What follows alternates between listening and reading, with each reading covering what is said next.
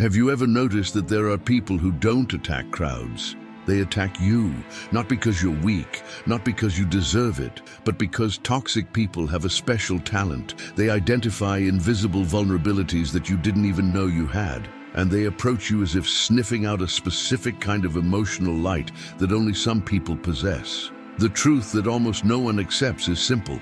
Toxic people choose their victims. They don't enter your life by accident. They don't find you by chance. They analyze you in silence, choose carefully, and only then do they approach you. Machiavelli said that the true predator doesn't attack just any prey. He chooses the one that is distracted, the one that believes the world is kinder than it really is. And you, perhaps you were that person, not because you're naive, but because you have qualities that toxic people want to exploit. Your big heart, your empathy, your loyalty, your ability to carry pain that isn't your own. They see this as weakness, but it's not weakness, it's poorly protected power. Toxic people seek exactly that: undefended light, unshielded kindness, boundless sensitivity. They don't pursue those who have less, they pursue those who have more. More sensitivity, more depth, more brilliance. That's why you were targeted. That's why broken and manipulative people always found a way into your life. Not because you're fragile, but because you're valuable. And toxic people sniff out that value. Like predators sniff out emotional vulnerability. But that ends today. Today you'll understand exactly why they chose you, how they perceived you, and most importantly, how to completely turn the tables. Because toxic people only attack as long as they believe you don't see through their strategy. From now on, you will. And to begin, you'll hear 3 stories, 3 people who, like you, were handpicked by toxic individuals. And when you recognize this pattern, you'll never be chosen by someone like that again. Anna was always the kind of person who would say, everything's fine, even when it wasn't. She forgave too quickly, accepted flimsy apologies, and believed in the best of everyone. Her kindness was admired by everyone, except for toxic people, who saw her as a perfect target. Marcos, for example, would appear charmed in the first few days, disappear in the following ones, and then return demanding explanations. Why did he choose her? Because toxic people love those who transform emotional crumbs into love. Anna wasn't weak. She was too good, and that, for a toxic person, is an opportunity. Diego was the kind of man who wanted to fix the world. He carried others on his shoulders, even when no one asked. That's why Laura chose him. She cried on their first dates, saying that only he understood her, and in a short time, she had transformed Diego into her therapist, father, protector, and savior. When he tried to set boundaries, she emotionally crushed him. So you're going to abandon me too? Toxic people choose those who confuse empathy with responsibility. Lucas was everyone's safe haven. Calm, stable, balanced. Exactly what the chaotic Helena was looking for. She was captivated by the peace he radiated, and soon transformed that peace into fuel for her own imbalances. "You calm me down," she would say, while destroying everything around her. Toxic people choose stable people because they know that there they will find the balance they cannot generate on their own. These stories reveal a clear pattern. Toxic people don't choose randomly. They choose specific characteristics, specific emotional profiles, strengths that can be turned into vulnerabilities. And now that you've seen this, you're ready to understand the psychological signs that explain why they always found you. Toxic people aren't attracted to your fragility, but to your brilliance, to what you unconsciously radiate. They don't look at your exterior, they sniff out your emotional behavior. And these 5 signs are the reasons why they've always chosen you. The first sign is your tendency to justify others. You always see the pain of others, their history, their trauma, their intentions. This, which is a virtue for healthy people, is a perfect weapon in the hands of a toxic person because it means you will always give them another chance. The second sign is difficulty in setting boundaries, not because you don't know how, but because you feel guilty. You don't like to disappoint anyone. You try to avoid conflict, and that's music to the ears of toxic people who attack exactly where there's leftover emotional space. The third sign is seeing potential before seeing patterns. You see the best in a person, even when the worst is right in front of you. Toxic people love those who believe in being able to be, because it allows them to hide their own reality. The fourth sign is silence in the face of minor aggressions. You notice the discomfort, you sense the irregularity, but you let it go. And this, letting it pass, sends a clear message to the toxic person. It's safe for you to behave like this here. And once they sense that, they escalate. And the fifth sign is your emotional strength. Toxic people don't look for weaklings. They look for strong ones. People who can endure, who can hold on, who can support. They know you can carry an emotional burden that would crush anyone else. And that's why they choose you. These signs show that you were targeted not because of weakness, but because of strength. Now that you recognize them, it's time to learn how to prevent any toxic person from targeting you again. Now that you understand why toxic people chose you, it's time to learn what they fear most: a mind that knows how to protect itself. Toxic people don't back down from physical force, shouting, or confrontation. They back down from clarity, self-control, and silent boundaries. What truly repels a toxic person isn't aggression, but armed emotional intelligence. The first tool is emotional neutrality. Toxic people thrive on the emotional impact they have on you. They want to see you confused, guilty, anxious, unbalanced. But when you respond slowly, calmly, without getting upset, without giving in to the chaos, you destroy their source of power. The toxic person doesn't know how to deal with someone who doesn't react. They try to provoke you, but they find resistance. They try to manipulate you, but they find silence. And silence is the manipulator's greatest enemy. The second tool is a firm, unexplained boundary. Toxic people thrive on justifications. Every time you over-explain, they use your own words against you. That's why the boundary must be short, direct, and cold. A simple, "This doesn't work for me, I can't do that, I'm not going to continue this conversation now." No drama, no details, no defense. The toxic person doesn't fear an aggressive no, they fear an unwavering no. The third tool is strategic feedback. Whenever a toxic person throws a vague accusation at you, you respond with a precise question. What exactly do you mean by that? When did this happen? What are the facts? Toxic people hate specificity because specificity kills narrative. They need emotional nebulosity to manipulate. When you force clarity, they lose the script. The fourth tool is internal emotional disconnection. You can continue the conversation, but internally, you distance yourself. You observe instead of feeling. You analyze instead of absorbing. Toxic people need to access your emotions to get to you. When you close that door, the game is over. The toxic person continues trying to manipulate you, but discovers they are talking to someone who offers no emotional opening. And the fifth tool is self-awareness. If you don't know your worth, any toxic person will try to define you. But when you know your strength, your light, your depth, you don't accept emotional crumbs. You don't accept cheap explanations. You don't accept blame that isn't yours. Toxic people only dominate those who believe they deserve less. When you understand that you deserve more, the manipulation immediately loses its power. These 5 tools won't turn you into a cold person. They transform you into someone impossible to manipulate. Toxic people only enter where there is an opening. With these mental weapons, there is no longer any opening. Now, there is a psychological fortress, silent, elegant, and impenetrable.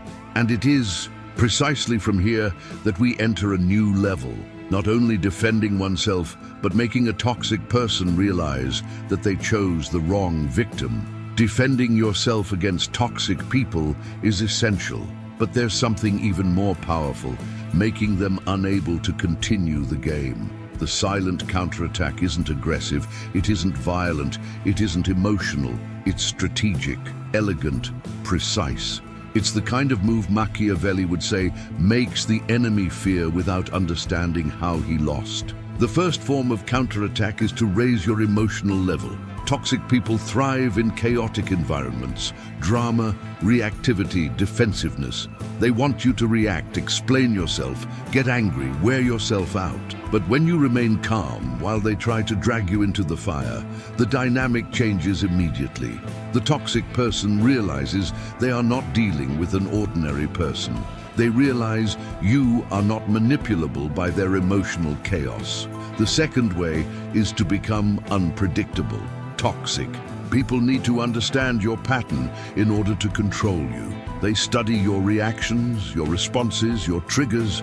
But when you break that pattern, when you respond with silence instead of anxiety, with calmness instead of guilt, with logic instead of despair, you become an enigma.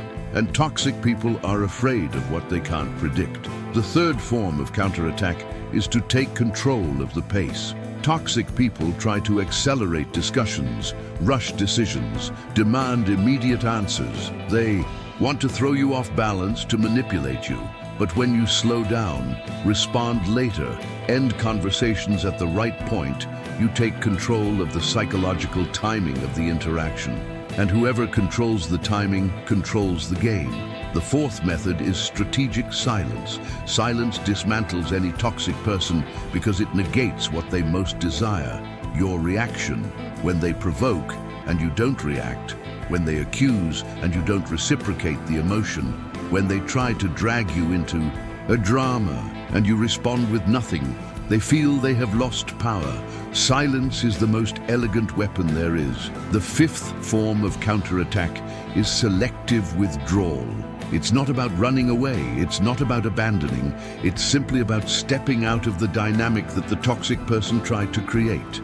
If the conversation turned into manipulation, you end it. If the situation turned into emotional abuse, you distance yourself. If the dialogue turned into a game, you stop playing. Strategic withdrawal doesn't say, "I lost." It says, "I'm not available for this type of energy." These actions don't make you tough, but dangerous. Dangerous in a psychological sense, meaning that no one can mess with you with impunity. Toxic people begin to realize that any attempt to manipulate you will have a cost, will face resistance, and will have consequences. And that's precisely what paves the way to the next level, creating such a strong psychological aura that toxic people start avoiding you before even trying anything. There are people who, even in silence, cause toxic individuals to distance themselves, not because they threaten, not because they intimidate, but because they carry a presence that communicates emotional strength, clarity, and self-control. This presence, this aura, is what Machiavelli would call the shield of those who govern themselves. An unbreakable aura begins with how you present yourself to others. When you become someone who doesn't react impulsively, who doesn't get easily upset, who doesn't show insecurity with small movements, you become psychologically impossible to manipulate. And toxic people who thrive on instability sense this immediately. The first foundation of this aura is a neutral expression. It's not coldness, it's control. Toxic people look for emotional openings, sad eyes, fear, hesitation. When your face remains firm, calm, stable, even when someone tries to affect you, the toxic person realizes their weapons are ineffective. They try to gain access and find a closed door. The second foundation is deliberate posture. Those who act with intention convey power. Their gestures become more economical, their voice more stable, their movements more conscious. Toxic people depend on your chaotic reaction to delve into your emotions. When you are slow, precise, and calculated, you become territory they cannot map. The third basis of the aura is emotional unpredictability, when your responses no longer follow the expected pattern. When you are not shaken by attacks, not emotionally affected by manipulations, not react urgently, the toxic person realizes they can't read you. And what cannot be read cannot be controlled. The fourth pillar is consistency. Maintaining stable boundaries, energy, mood, and behavior, regardless of what the toxic person does, creates a psychological barrier. Toxic people try to throw you off balance in order to dominate you. When they fail, they become frustrated, lose interest, and seek someone more vulnerable. And the fifth foundation of this aura is the absence of need. Toxic people seek out those who need too much, who give too much, who care too much. But when you demonstrate, in words and actions, that you don't need anyone's validation, presence, or attention to be stable, you become impenetrable. A toxic person cannot enter where there is no neediness. That unbreakable aura doesn't make you distant, it makes you selective. It protects you without you having to lift a finger. It makes toxic people back down before they even try anything, because they know that someone like you wouldn't be an easy target. It would be a strategic mistake. And now that you have this insight, we can go even deeper. How to dismantle toxicity the moment it happens, before it takes hold. Taking down a toxic person isn't about yelling, confronting, or exploding. That's exactly what they want. Chaos, reactivity, confusion. True power lies in dismantling toxicity the moment it appears, silently, elegantly, without losing an ounce of control. That's what makes the toxic person realize they no longer have space, no longer have access, no longer have power. The first way to dismantle a toxic person in real time is to name the unemotional behavior. When the person tries to provoke, manipulate, distort, or twist things, you describe what's happening instead of reacting. This sounds like an attempt to blame me. This doesn't match what actually happened. This sounds like an indirect accusation. Toxic people hate this because you expose the trick while it's still happening. And when the trick is seen, it dies. The second way is to interrupt the emotional chain. Toxic people create a sequence. They attack, you react, they dominate. When you break this sequence, when you don't react, when you don't change, when you don't respond immediately, the toxic person loses their script. They prepared the manipulation for an emotional outcome. When you don't deliver that outcome, they fall apart on their own. The third way is to demand specificity. Toxic people speak in vague terms. You always do this. Everyone says this. You're difficult. When you ask for clarity, when exactly did this happen? Who said this? What do you mean by this? The narrative falls apart. Toxic people need fog. Specificity is light, and light makes them back down. The fourth way is to return the responsibility. Toxic people feed on externalized guilt. They project the weight of their own emotions onto others. You dismantle this with simple phrases. That's your feeling, not mine. That's a problem only you can solve. That's something you need to deal with. When you return what isn't yours, you cut the root of the manipulation. The fifth way is to use long pauses. Silence breaks the dynamic of control. When you don't respond quickly, when you breathe, when you observe, when you let the person hear their own behavior echoing in the air, they become destabilized. Toxic people need an immediate reaction to control you. Silence says, "I noticed everything," and that deeply dismantles them. The sixth way is to not engage in their emotional game. If the toxic person raises their voice, you lower it. If the toxic person tries to blame you, you provide clarity. If the toxic person tries to provoke you, you disarm them with neutrality. Their game only works on one frequency. When you change the frequency, they lose ground. And the seventh way to dismantle a toxic person is to remove the energy from the conversation at the critical point. Don't argue. Don't try to resolve anything. Don't try to prove anything. Just end it. We'll talk about this later. I won't continue this conversation. I'll end it here. This kills the manipulation because it removes the environment where it would thrive. Dismantling toxicity in real time doesn't require force. It requires presence. And when you master that presence, toxic people realize they can no longer affect you, that they chose the wrong person, that they've lost the ability to influence you. And it is from here that you learn something even greater: how to identify these people before they even open their mouths. Recognizing a toxic person after they've already entered your life is easy. Anyone can see the chaos when they're already in the middle of it. The real power, the power that makes you untouchable, is identifying these people before they cross your emotional threshold. Toxic people leave signs, they leave marks. They leave psychological vibrations that an attentive mind can detect immediately. The first way to identify them is to observe how they treat silence. Balanced people respect pauses, reflect and breathe. Toxic people cannot tolerate silence. They need to fill it with drama, pressure and urgency. If someone tries to emotionally accelerate you before truly getting to know you, that's not connection. It's an attempt at dominance. The second way is to understand how they react to your initial boundaries. Healthy people respect your no. Toxic people test the limit on purpose. They insist, push, provoke. What you call coincidence is actually a territorial test. And if you give in at the beginning, they understand that they can dominate everything later. The third way is to notice the speed at which they try to get close. Good people build bonds. Toxic people accelerate the process.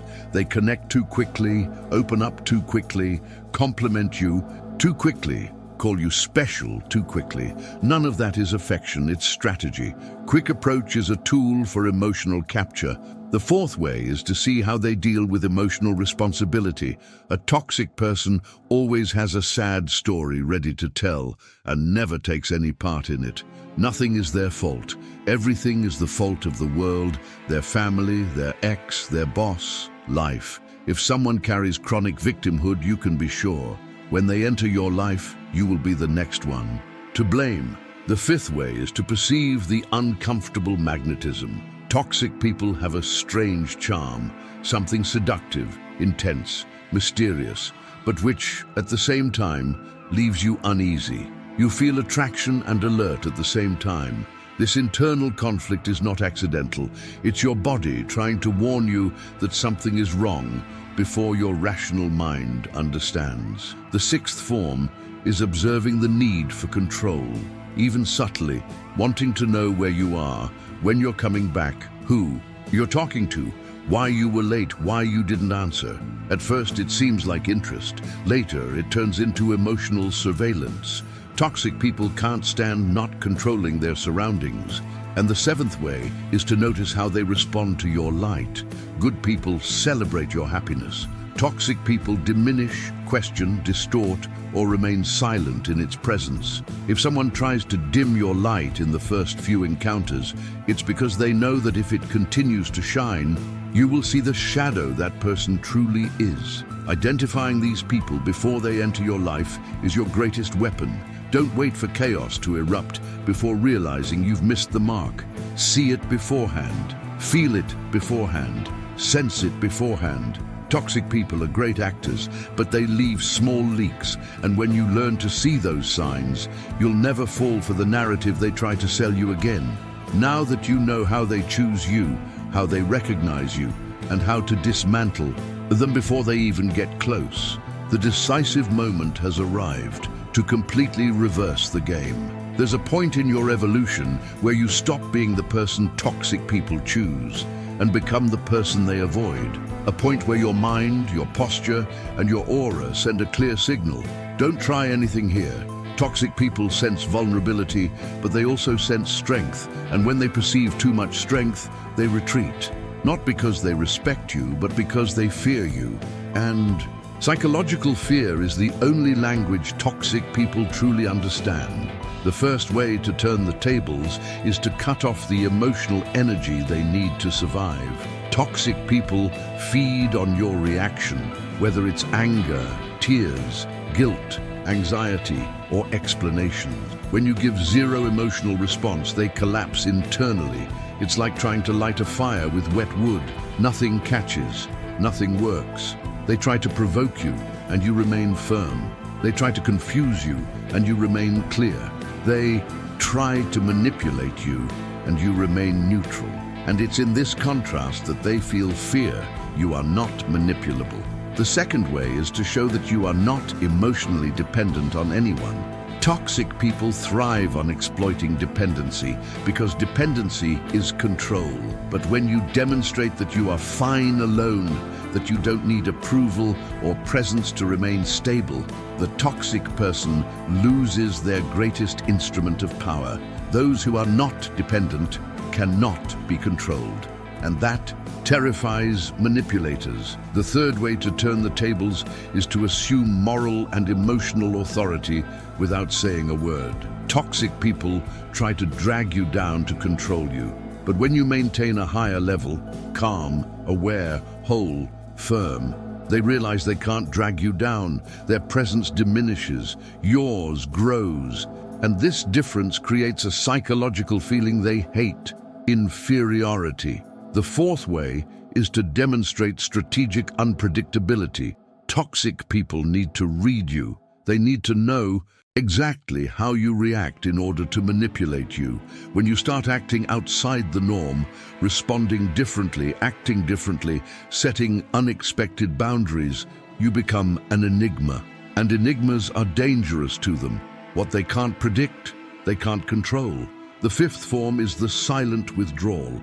Unannounced, non-emotional, just silent. You don't argue, you don't confront, you don't create drama. You're simply no longer available.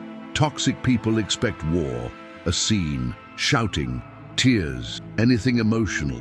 But when you give them the opposite of chaos, you destroy their power. Silence is the defeat they fear most. And the sixth form is final indifference, when nothing that comes from that person affects you, when insults don't register, when accusations don't stick, when emotional blackmail doesn't move you. Indifference is the psychological death of any manipulator because it means they've lost control over your mind. And when the toxic person realizes they no longer have access, they don't just walk away, they run. It is at this level that you become someone impossible to capture, someone who leaves no openings, someone who sees first, understands first, decides first, and above all, someone that toxic people no longer dare to choose. Now there's only one step left, the last, the definitive one, the one that closes the video and transforms all of this into practical power, the dark, elegant, and inspiring conclusion. Now that you understand why toxic people chose you, how they identified you, how to dismantle them, and how to completely turn the tables, there's one last truth you need to accept. You are no longer the same. What made you vulnerable has now become a weapon. What made you a target has now become a shield. And what made toxic people approach you now makes them retreat. Toxic people don't seek out the weak, they seek out the defenseless. They look for people with light, but without walls, with empathy, but without boundaries, with emotional strength, but without awareness of their own power. But today, you built that wall. Today, you learned to transform your sensitivity into precision, your empathy into clarity, your strength into boundaries. Machiavelli said that whoever controls themselves will never be dominated. And that's exactly what you've become. Someone who doesn't bend, someone who doesn't get lost, someone who doesn't surrender their mind to be molded by other people's hands. You are no longer the environment where toxic people sow chaos. You are the environment where they can no longer breathe. From now on, you see things before others. You feel things before others. You notice patterns you previously overlooked. And this awareness is what makes you dangerous, not in a destructive sense, but in a psychological sense. No one can manipulate you anymore without you realizing it. No one can enter your life without you seeing what they're really bringing. And no one can use your strength against you anymore. You don't attract toxic people. They were the ones who felt it was possible to enter, and now they can't anymore. You have evolved to a level where you don't need to attack, confront, or prove anything. Your mind is your territory. Your consciousness is your weapon. Your presence is your protection. And before we finish, there's something important. If this video opened your eyes, if it made you see things that no one ever explained to you, if it helped you recover parts of your strength that were dormant, then there's only one natural next step. Subscribe now, not to support the channel, but to ensure you never fall into another psychological trap again. And leave a comment. What truth about toxic people would you like me to reveal in the next video? Your answer determines the next chapter, because this channel isn't about surviving, it's about seeing ahead. Act now, win first. And if you've made it this far, You've already proven that you belong to this group.